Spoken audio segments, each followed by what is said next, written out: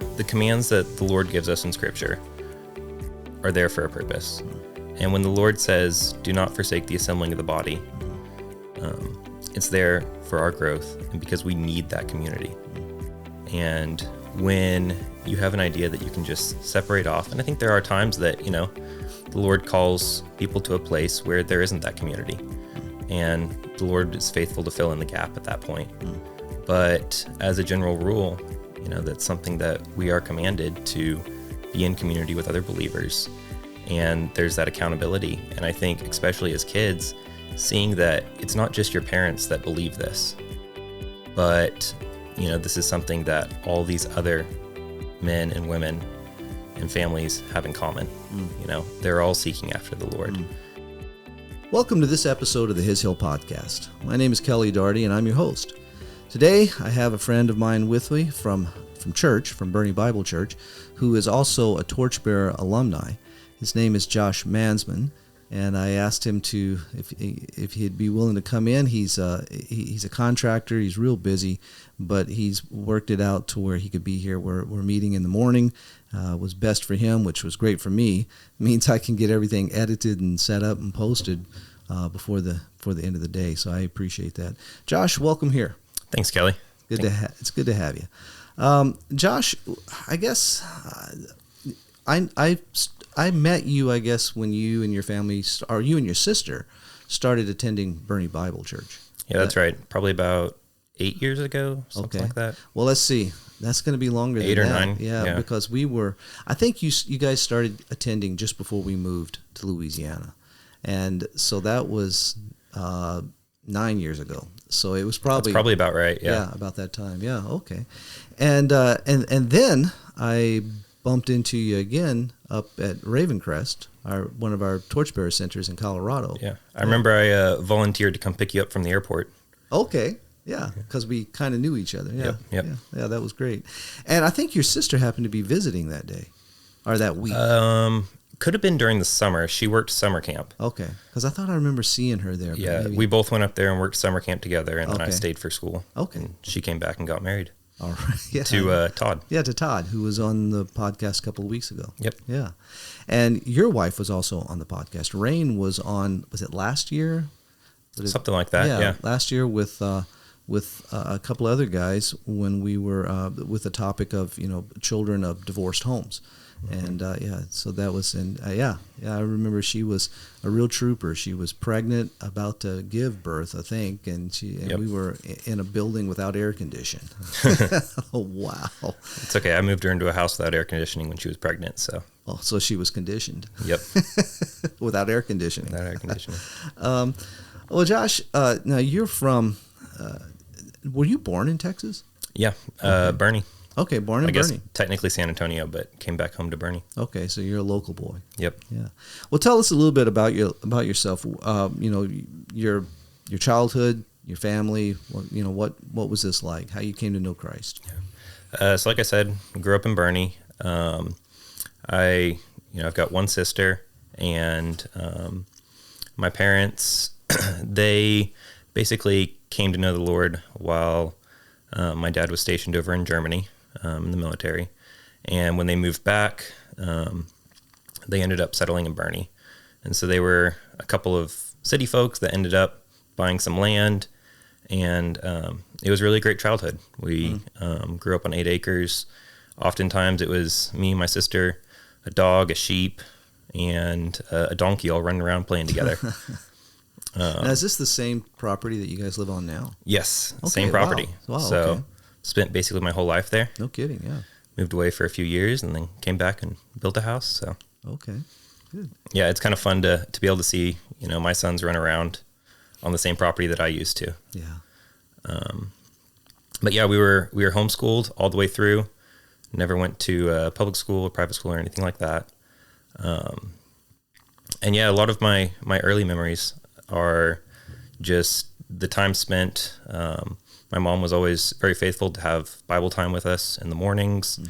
And she had, a book of hymns where it basically have the hymn and then a story about the author. And in addition to going through the Bible, we also went through that pretty much every morning. Okay. So Great. So, how old were you when you became a believer? I was around 4. We were actually talking about it last Sunday, and I had this memory of my mom coming in and, giving my life to Christ. Mm-hmm. But I was never sure if that was actually like a true memory, or if it's like just something that I had made up in my head of how it happened. And so I was asking my mom on Sunday, and she was like, yeah, no, that's exactly how it happened. Oh, wow. So, yeah.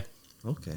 And your parents, they're both believers as well. Yes. Yeah. Yep. And so what was, being homeschooled, and that's an interesting thing. I think that's, something that, when you were a kid, you, your sister, my daughters are all about the same age. And so you were all homeschooled at the same time. So I know what was going on during those days. It was just the beginning of being accepted, but still, how can you do that to your kids? They're being starved socially. They'll never be able to function in society without being part of a public school or a private school situation. What was it like for you? Looking back, was it scarring for you socially? I don't think so. I guess that's for others to judge. Okay. But no, we always had, we didn't have the tons of friends that, I guess you would have if you went to public school, but there were a group of other homeschoolers that we had around us that we knew from church, and, we were able to spend time with them. We also did swimming, which was like a club sport. So, you were around other people. Yeah. It wasn't really an isolating thing. And neither my sister nor I had a desire to go to school. Okay. There's times most kids don't. Yeah, exactly. There were times where, we would not be motivated to do our schoolwork and, would be complaining and everything. And my parents would take us up to the local public school and give us a tour. Oh, and really? That normally straightened us out. Okay. Oh, that's funny. Now, tell us, what was it like for you in church life?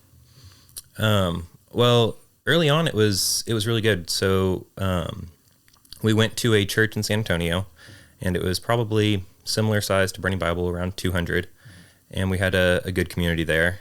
I remember, we would go. My dad was a deacon there as well, and so we would be there on Saturdays working on the church. We'd go on, Sunday mornings, and then often there'd be potluck. We'd stay for Sunday school. We'd normally go over to a friend's house and then go back to church in the evening. They had an evening service as well. Mm-hmm. And those were always just really enjoyable days. And so we were able to be there for, I think, until I was about 8. And then just due to kind of some issues in leadership and some sexual immorality that was going on in the leadership of the church, my parents and some other families kind of confronted the situation, and the leadership was not willing to make any changes or really even acknowledge the issue. And so my family and a group of others all ended up leaving the church. Okay. And then kind of from that point on, we hopped around to different churches. I think my parents just didn't feel comfortable.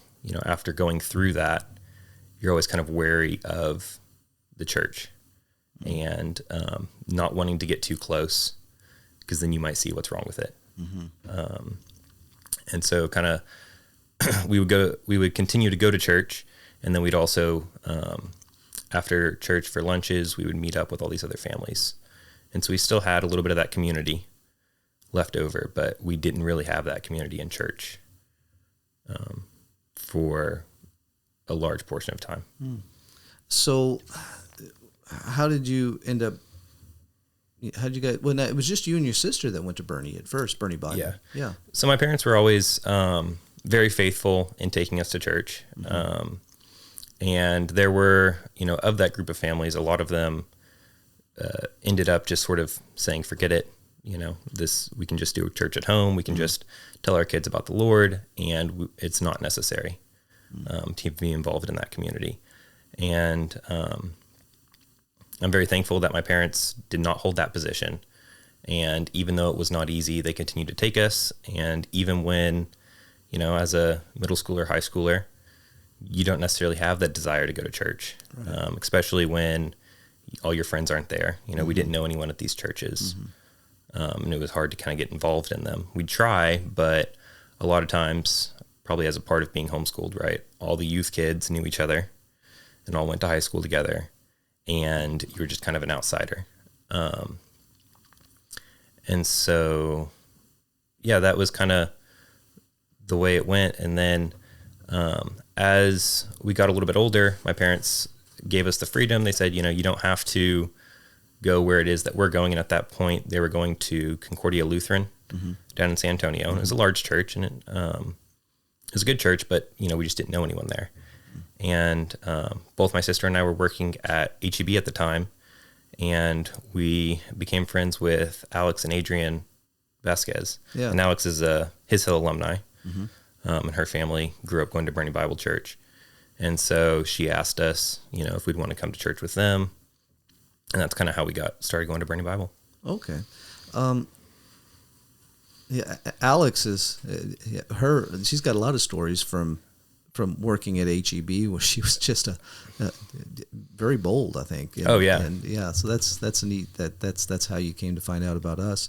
So you and your sister were both coming to Bernie Bible for a while, and then your parents ended up coming, and yeah, and so now the whole family's together again in the same church. Before we got started, you were telling me about and usually I ask people, are there things that you definitely want to talk about, and you said that was something you really wanted to cover. It was the fact that your parents were faithful in making sure that you and your sister were in church every Sunday, and you said how that was that was a big deal for you. How so? I think the commands that the Lord gives us in Scripture are there for a purpose. And when the Lord says, do not forsake the assembling of the body, it's there for our growth and because we need that community.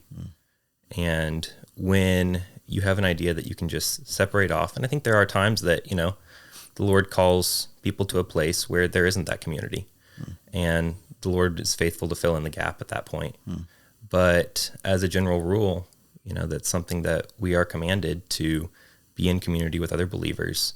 And there's that accountability. And I think, especially as kids, seeing that it's not just your parents that believe this, but, this is something that all these other men and women and families have in common. They're all seeking after the Lord. And, I think about now with our church community, and it is a very close community. And there's no way that, I can walk away from the Lord without someone noticing. Yeah. And there's no way that you can start, just going in a wrong direction without someone coming alongside you and helping you and encouraging you and bringing you back to the Lord. And that makes me think of, Hebrews, where it tells us in chapter 3, the writer says, encourage one another daily, as long as it's still called today. And in the context there, that to encourage one another to enter into the rest that is Christ, to be in fellowship with Him. And it's interesting because it's the same book that you were quoting earlier from chapter 10, forsake not the gathering together. The whole reason for us in being together is not necessarily an evangelistic thing, but it's a time for those who are saved to be together, for the body to be together and encourage one another toward Christ. And then from there, we go out into the world and the evangelism is done there. Yeah. It's not that we can't, preach an evangelistic message on a Sunday morning, but the main purpose, according to Scripture, is for us to encourage one another to Christ. And you really can't do that if you're not together. No. And we've seen through COVID that though we could stream the services, that that was a good thing, but it still was not the same. It wasn't that same thing of encouraging one another. Yeah. And we can and so while it was I think it was good for us to be able to stream, long term it's not a healthy thing. Yeah, you definitely question if there's more or less benefit from being able to stream services, right? Right. Yeah. So now I think it's also interesting, something that you were saying about it was that, as your parents were getting you and Rachel to church, that it wasn't just a Sunday morning attendance type thing, that it was You were there Sunday morning. You were there again Sunday night. You were there for potlucks. So it's telling me that you were a part of the life of the church.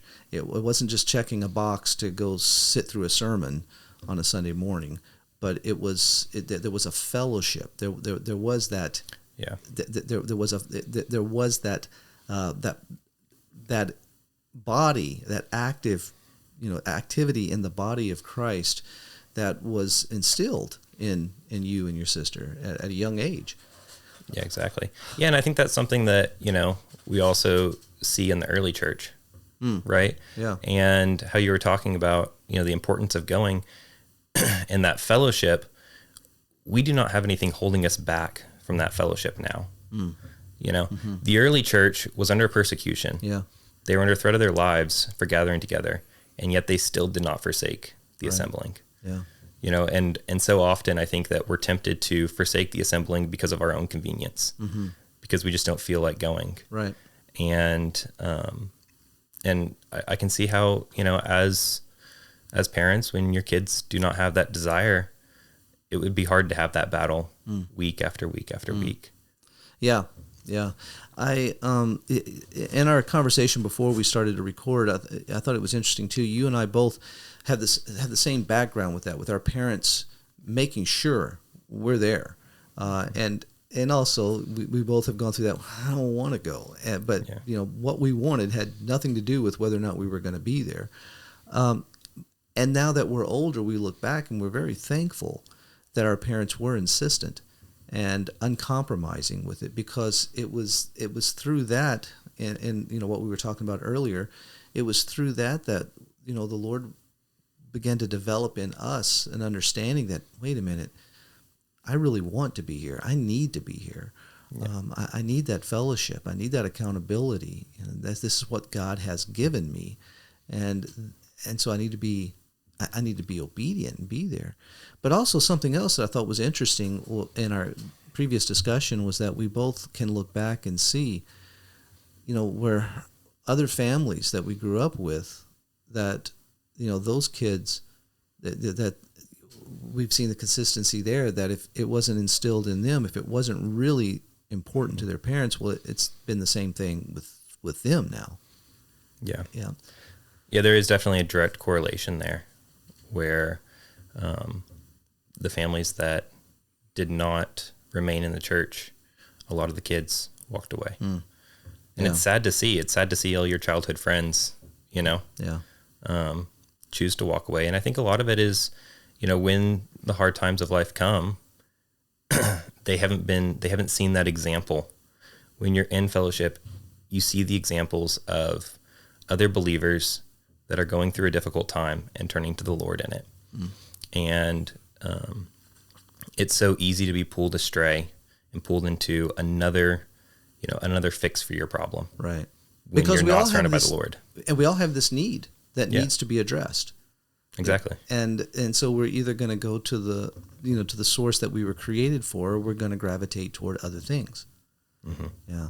And so church will become, important, but not what's the word I'm thinking of? Not crucial or critical for our walk. Right. Yeah. And again, it's not. We can make it such a dead work. Go to church. But to understand that this is what God has intended. He has given us the church. This is how we are to be in fellowship, with Him, with one another, encouraging one another in Christ. And we have that personal relationship, but the Lord has given us the church to be a part of that body, to function there, not to be this appendage that's been severed and just laying out on its own, thinking that this is all I need.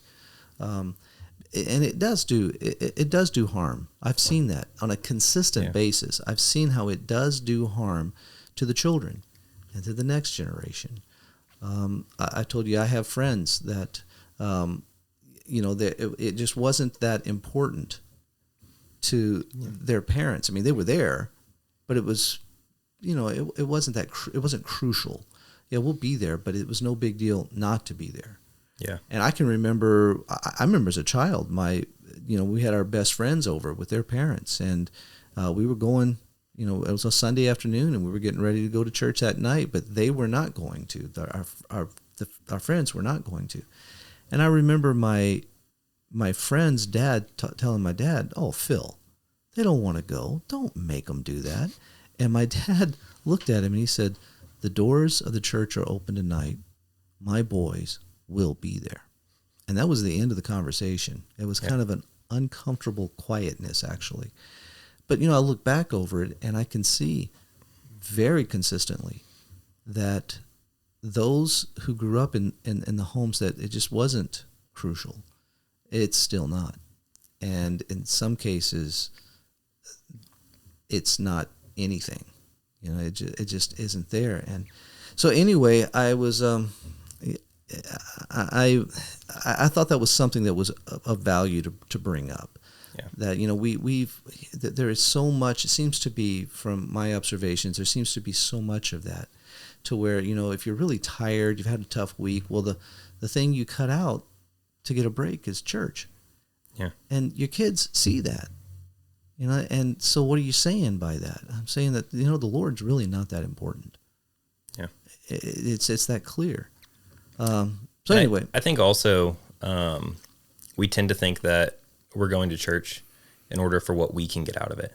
Oh, good point. Right. Yeah. And there needs to be that mindset shift of, I'm going to serve others. Yeah. And I'm going to support and encourage others in their walk with the Lord. And when you do have that mindset shift, it takes on a lot more importance. And it's easy for us to think, oh, we don't need this, right? Yeah. But when you're going and other people are counting on you, then that's kind of a different motivation there. Yeah, that's a good point. I appreciate that. So you guys started attending Bernie Bible, your family, your parents started coming as well. Now you ended up going to Ravencrest. That's correct. Torchbearer Center up in Colorado in Estes Park. So how did that come to be? And I would honestly say that prior to coming to Bernie Bible Church, even though I was a believer, I did not have that personal relationship with the Lord. Okay. I don't think it was something that I even ever really considered. Your relationship with the Lord was a lot of times, it was studying His Word, and it was going to church, and there wasn't anything more beyond that necessarily.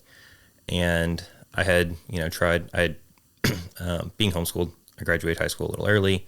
I was in college and was trying to go to some of the college groups, and they were never very comfortable.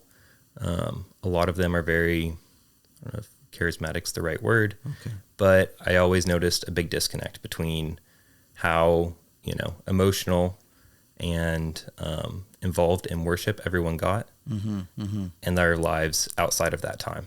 Okay. And just seeing that, that hypocrisy was kind of hard to reconcile. And I never felt comfortable in those situations. I never felt comfortable, jumping around and raising my hands and dancing in worship. Right. Okay. Yeah. And so it never felt like a place where I was able to fit in and learn more about the Lord. Okay. And so coming to Bernie Bible, I saw something different. And specifically, I saw something different in the students, the His Hill students, because all of them, or most of them, attend Bernie Bible Church. Right.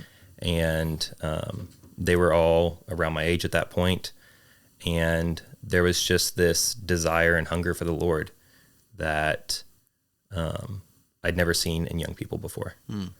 And it was something that I wanted. And so after coming to Bernie Bible Church, I started coming up to the Hill for classes because, it's open in the evenings for anyone to come sit in. And I think I probably sat in, I don't know, as many nights as I didn't have night classes. So 2-3 nights a week. And then I'd play basketball and just sort of involve myself in that community. And during this time, my original intent when I went to college was I'm going to pick a degree that's going to make the most amount of money. Okay. Yeah, sure. and because that's what's important. And as I was going through it, I was just getting more and more discouraged, and I was lacking that motivation to continue because it didn't seem, there's nothing of true value in that.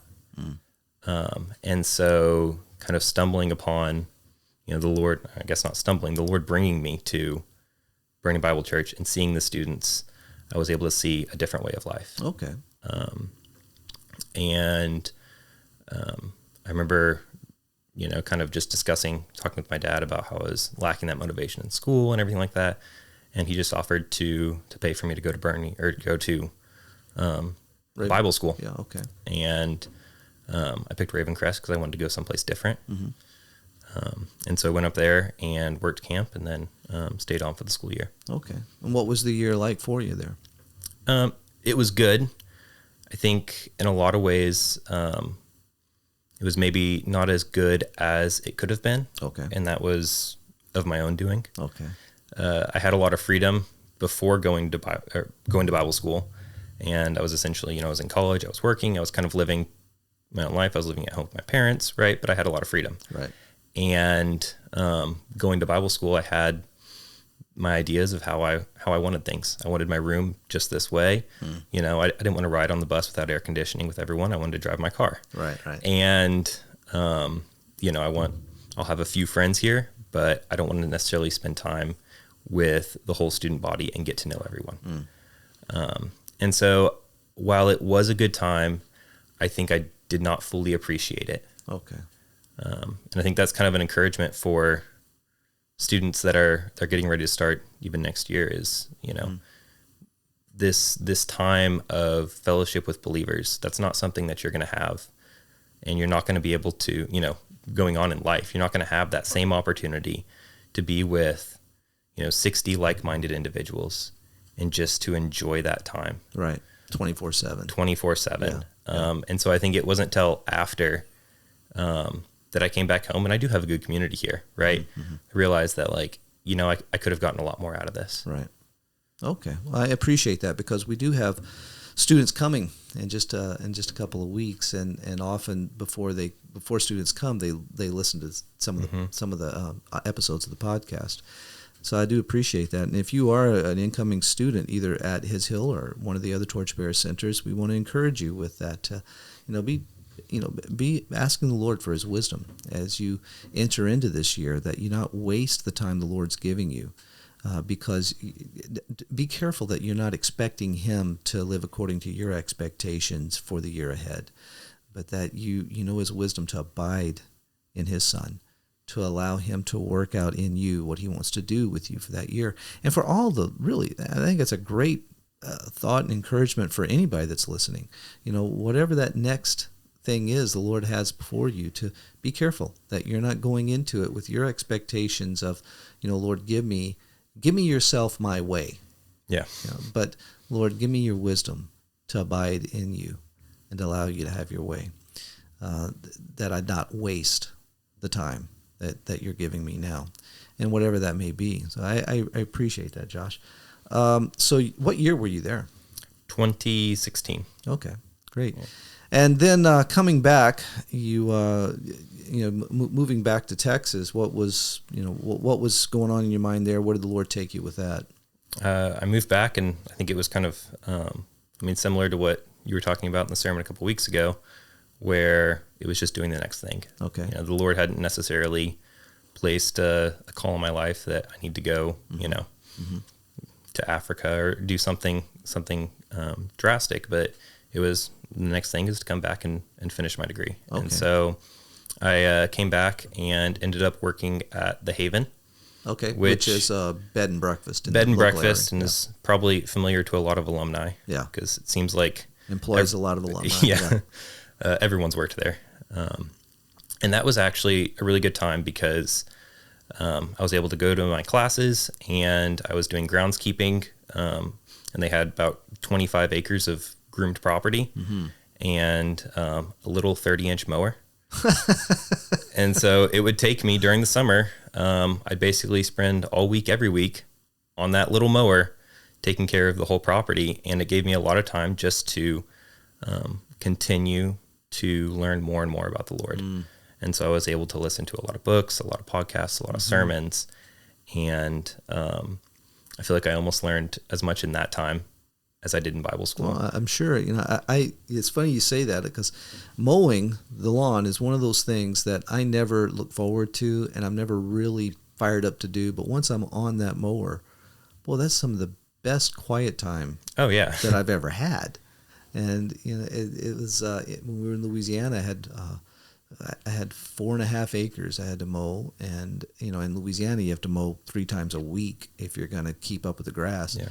And I'm not exaggerating. There's certain times a year you have to do that. Wish we had that problem here. Oh, no kidding. Right now we're in a drought. Yeah. Yeah. And here we have a little bit of acreage too. And it just takes, but it's wonderful. It's just great. It's just this, just you're off and, just being with the Lord, letting him work in your mind and your heart. And, it's interesting how that can happen. Things that we want to avoid actually be the things that we really need. Okay, so you were doing groundskeeping at the Haven, and so I ended up finishing my degree and in business, and I went and worked for a telecommunications company, which I found out that the whole telecommunications industry is very corrupt. You're not the first person I've heard really give testimony to that. Yeah. Yeah. So I ended up. It was definitely a really rough crowd, and there was a lot of, I'd say, less than legal practices going on. And so it was a discouraging time, but, I was just asking the Lord to move me out of there and to give me, something else. And he blessed me by bringing me to James Avery, which is a jewelry company based in Kerrville. And it's a Christian company. And overall, even despite its size, it's gotten to be a pretty big company. All the executives and leadership, I really saw a genuine care for their employees and seeking after the Lord.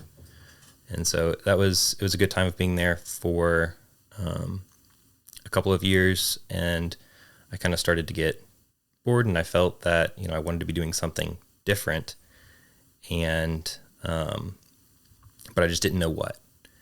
And I just felt the conviction from the Lord that to move on, to quit, to try to find something else would be disobedience.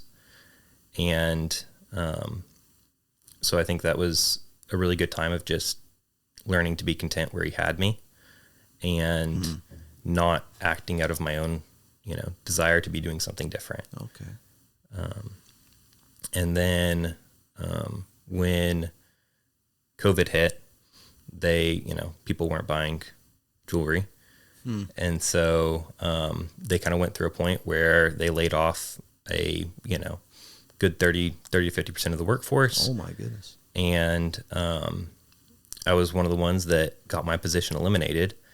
And it was kind of an answer to prayer. Okay. I was ready to move on. And it was at that time that Don Turner asked me, he was about to do an addition on the lighthouse. Okay, and Don is an elder at Bernie Bible. Mm-hmm. Yeah, who is also a contractor. And so he said, do you want to come help me on this project? And so that was kind of what started me on this path. Okay, and now you are a contractor. Yes. You, and you're also a deacon at Bernie Bible, and another fellow deacon at church, Zach. Yep. Yeah, you guys are partners, and you've started your own business. Yep. Yeah. A couple of years ago, we were both kind of doing our own things on the side, and during college, he and I did a lot of just little side jobs together. And it was one of those things that, the Lord just sort of brought about the circumstances that we were able to get this going. And it was never something that he and I both set out and said, this is what we're going to accomplish. We're going to start. I was just going to ask you that. Yeah. Yeah. We're going to start this business, and this is how we're going to do it. And this is, how we're going to be successful in it. It was just slow steps. The Lord brought circumstances into our lives that kind of started us along this path. And it's really encouraging because it's something that I had always had a desire to have my own business, but I had no idea how. Okay. Right? Yeah. It's like, how do you just go out and start a business? Right. And so it's just been really encouraging to see how the Lord brought us to this point that I can't look back and say, this is something that I did. I had no idea how to start a business. I appreciate you saying that. Yeah. and that the reason that he has given us this business is not simply for our own, income or for our own well-being, but that it's really a means to further the gospel and to bless others and to be able to just provide a good work environment for the other guys that are around us, and that we can sort of all disciple each other. And that's kind of where the Lord has been taking the business, and it's been wonderful to see. Yeah, that's encouraging and exciting to hear. I was going to actually ask some questions going down that direction, but earlier you were saying that leaving Bible school, coming home was basically something I had mentioned in a sermon a couple of weeks ago, that, doing the next thing, which is a phrase that I got from Elizabeth Elliot. He said, when you don't know what to do next, do the next thing. But the emphasis being that it's not a haphazard thing. It's, like you were saying earlier too, working for the jewelry company, you were learning that you needed to be content, with the Lord, and so we always want to know what God's will is for our life. Okay, fine, but I wonder why. Do we? I was sitting down with my former youth pastor, just distraught.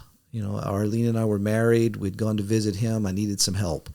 I'm finished with Bible college. What do I do?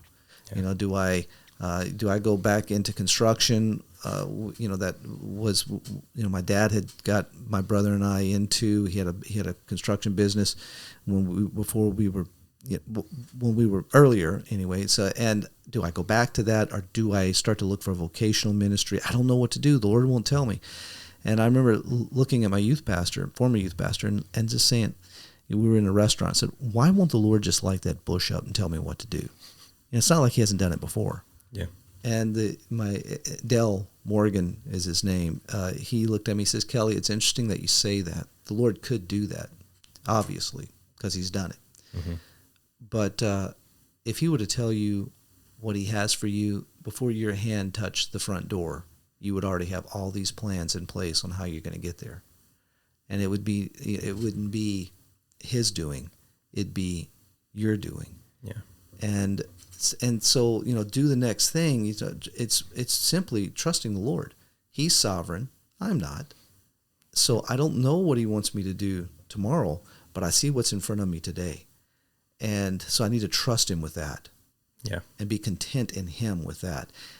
If I'm not, then how am I going to recognize what he says, what he has for me tomorrow? If I haven't learned to recognize him right now with what's in front of me. And so that's basically what you're saying, is that you didn't plan this, and something that our family, our family has a business as well, and we actually hired you to do some renovation work on this home we bought to work out of, you and Zach, and and this is what really the Lord's brought us to, is that anybody who has a successful business and thinks they did it is an idiot. Yeah. Even non-believers will say, who have successful businesses, will say it took a lot of luck. Yeah. And we understand that luck is not luck. It's the Lord's favor. Whether you're a believer or not, James tells us that all good things come from God. Yeah. And so it's his favor that does this. It's just arrogance to think that we were able to do any of this. My brother has said the same thing, successful business, and he says, I am nowhere near smart enough to do this. Yeah. And I confirm that he's not. I love my brother. I'm just giving him a hard time. But really, I really appreciate you saying that, because to understand that this is what the Lord is doing, and because this is what the Lord is doing, I need to be with him. I need to be responding to him. And you guys have been brought to the same thing that we have as a family, is that this business is really a ministry. Yeah. And talking about my brother, I learned that from watching him. That he saw the same thing. The Lord has entrusted this to me, not for me to be selfish with, not for me to just enjoy the success of this, and and go on the vacations, and and all that kind of stuff, or whatever you can do with it. But what to respond to Him? How can I plug into others? How can I minister to others? How can we be involved in the community in a way that's going to show them that we're going to be clear about who we are in Christ? And it's amazing the doors that the Lord opens with that. Absolutely. Yeah, and I think one thing that the Lord's been teaching me through it is that if I built this, right? If I built this business, then I'm responsible for sustaining it. Good and there's point. no peace in that. Yeah. But if the Lord built this business, then He will sustain it. And if He decides it's time to move on, then I can be at peace with that. Right. And there are things that we can do that are bad business, but they're what the Lord called us to do. And so we can do them in full confidence, knowing that He will take care of the results. Right. And, if it's something that relies upon me, then I'm not going to make those moves. I'm not going to sacrifice anything from our business in order to help others, because, I'm responsible for sustaining it. Right. But I can place the results in the Lord's hands and trust Him with it. And sleep at night. Yeah. And that's not something that, I'm sure as well. It's not something that you make that decision once. And, from that point on, it's great. And, you never worry about it. I mean, I have a lot of sleepless nights still, but I have sleepless nights because I'm not trusting the Lord with it. Good point. Not because of the situation. Right. Yeah. I appreciate that. So, something that you guys are doing too, that you, Zach, your partner, because the Lord has done this, you both have come forward and said, listen, we want to be available. And so you're wanting to use your business to help with mission work, wherever the Lord opens doors for that. And it looks like He's beginning to do that, where you're being given opportunity to help out, to plug in with places. And, that's encouraging to me. People are so down right now with, all that's happened through COVID and all the political stuff that's going on, worldwide, and the social agenda, those are all pretty dark things. Yeah. And I've heard believers just say, people talk about some kind of I did hear this one time. People talk about, praying for a spiritual awakening or seeing a spiritual awakening, and I just don't see it. They're just so heavy with all the darkness that's going on around us. But I'm seeing the Lord showing me the opposite. We're on the missions committee at church, and last night we met, and again, just seeing all that the Lord is doing around the world is really encouraging. It's humbling to watch what He's doing. But then specifically, I've been really encouraged with the young men in our church. These guys that you're a part of, these guys who are in their 20s and 30s that are stepping up and really engaged in the life of the church, engaged with each other. And I'm looking at this and seeing that and what it is that, all of you guys are really responding to the Lord and what He's doing in your hearts, and you're standing firm.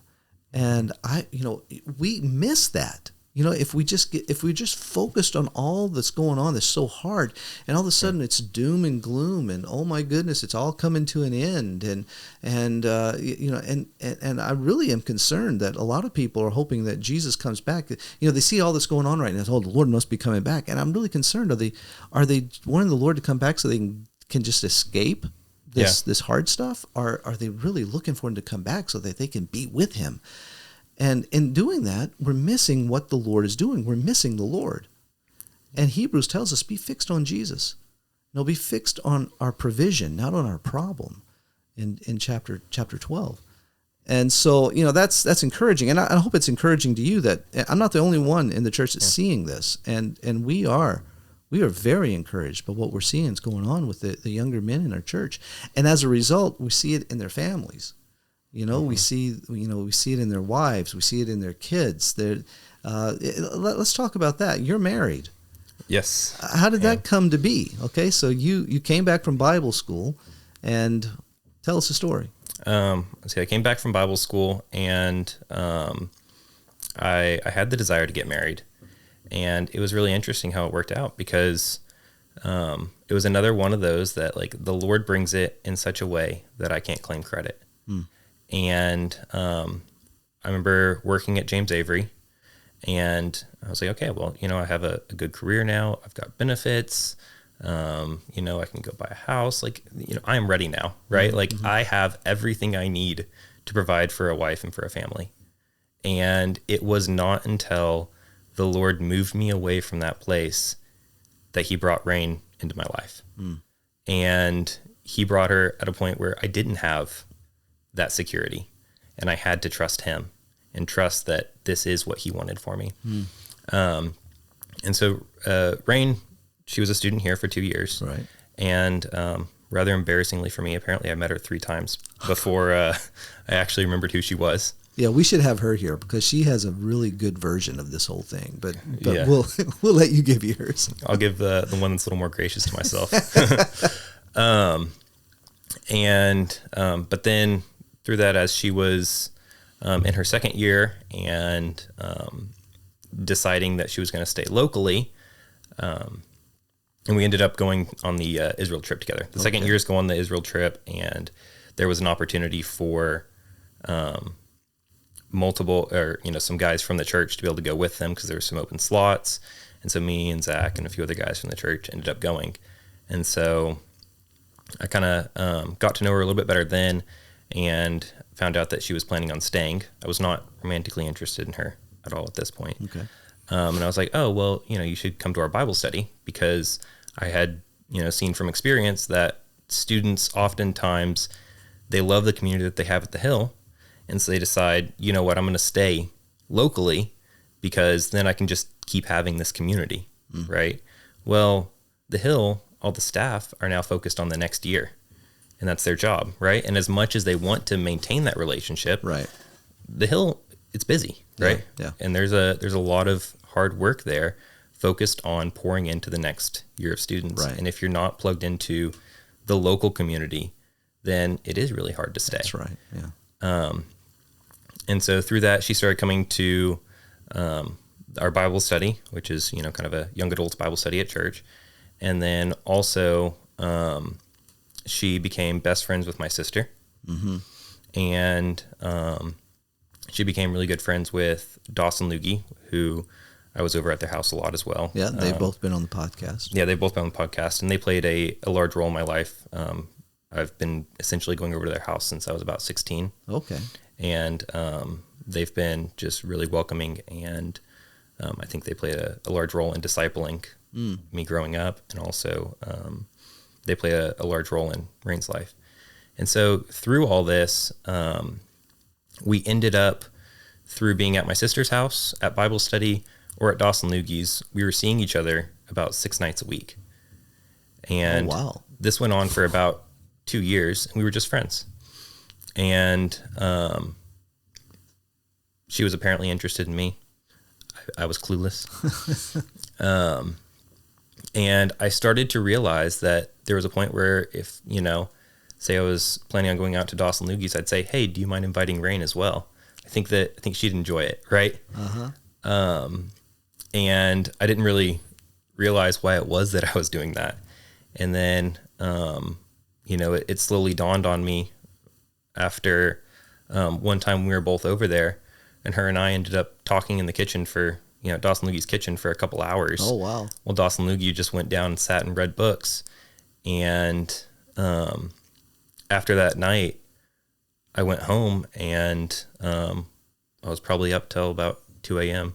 talking to the Lord about it, because the consequences just seemed, so great, where you have this friendship, we're all involved in the same friend group. And if I decide to move forward with this, it's either going to be really uncomfortable, or it's going to be what the Lord has. And thankfully it was what the Lord had. And he brought me to the point that, this was what I needed to do. I needed to step out in faith and just ask her to go on a date with me. And so it went really fast from there.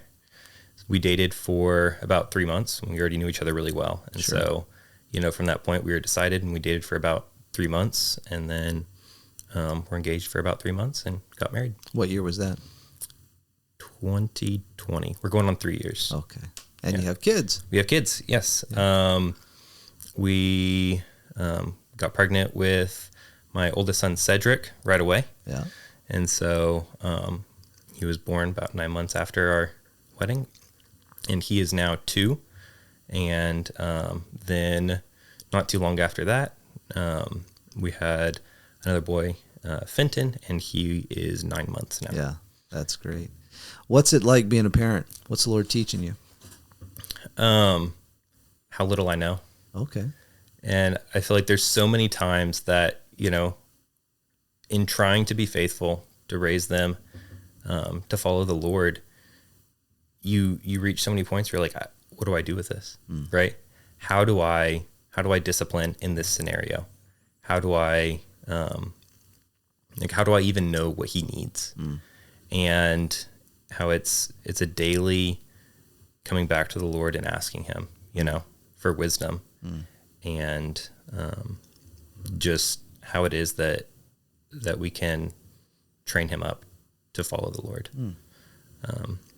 And it's been really cool to see. He's 2 years old. He doesn't have a full understanding of the gospel, but we've been able to start to instill patterns.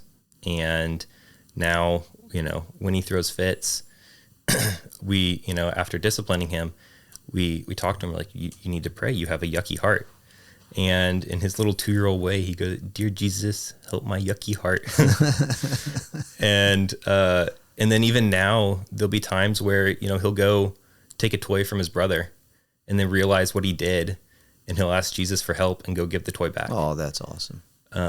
And it's just so encouraging to see how the Lord is faithful, that, teaching your children to follow the Lord, how they're receptive to it, and they receive. And he's able to develop those patterns of, turning to the Lord when he needs help. That's encouraging to hear. We were talking about this as a family yesterday. There's a lot of people now who are buying into this, and I'll just say it. It's just a lie. They're buying into this. What's your truth? I can't believe that Christians are buying into this. Yeah. We had there's a friend of ours who's a teacher in a local school, and she was having discipline problems with one of the kids, and the child's just very disruptive in class, and it got so bad to where they had to have a meeting with the parents. I think it was the principal and our friend, the teacher, over this child. And the mother looks at the teacher and says, they were talking, the teacher was explaining the problems that are going on, and there's 2 stories here. There's what the teacher says, and it's what the student's saying is happening. And the mother looks at the teacher and says, well, that's my son's truth. And her friend looked at her and says, no, we're not talking about your son's truth. We're talking about the truth. Yeah. And I thought that's a good response, because, the Bible says, Jesus himself said, I am the way and the truth. Yeah. No, and the life. No one comes to the Father but through me. Yeah. And I think it's interesting, the wording that he used. He didn't say I am a truth, but I am the truth. And so it's amazing to see how these, it's just a baseless idea, right? It is, yeah. Works its way into Christianity, right?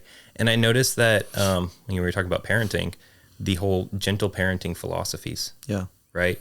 And how that was entirely born from secular psychology. Exactly, yeah. And how, you look, that's what most Christians are believing now. That well, that's where this thing is. Your truth comes from. It comes straight out of the secular psychology. Yeah, and it's having this just entirely wrong understanding. It's not based in Scripture that men are inherently good. Yeah. And Right. that all we need to do is give them the opportunity. And I think anyone that has had kids can tell straight off, men are not inherently good. Right. And that it is our role to point them to Christ. And that oftentimes they need discipline. Yeah, they do. And, and it's out of love and for their good. Mm-hmm. And I've told people there's a difference between discipline and abuse. Abuse is for my good. Yeah. Discipline is for your good, as a parent to a child. Yeah. And it, I appreciate you guys working in your son's heart and Cedric's heart that you have a yucky heart. A lot of people would have a problem with that. Yeah. You don't tell them that. That's horrible. That's abusive. No, to teach what is true is not abusive. Yeah. And I think it's so precious too. This little guy is learning that the place to go with his yucky heart is to Jesus. Yeah. And only there will he find the peace. Only there will he find the resolution. Yeah, exactly. Yeah, and he'll we've taught him that I can't change your heart. And so he'll say, Mama can't do it. Dada can't do it.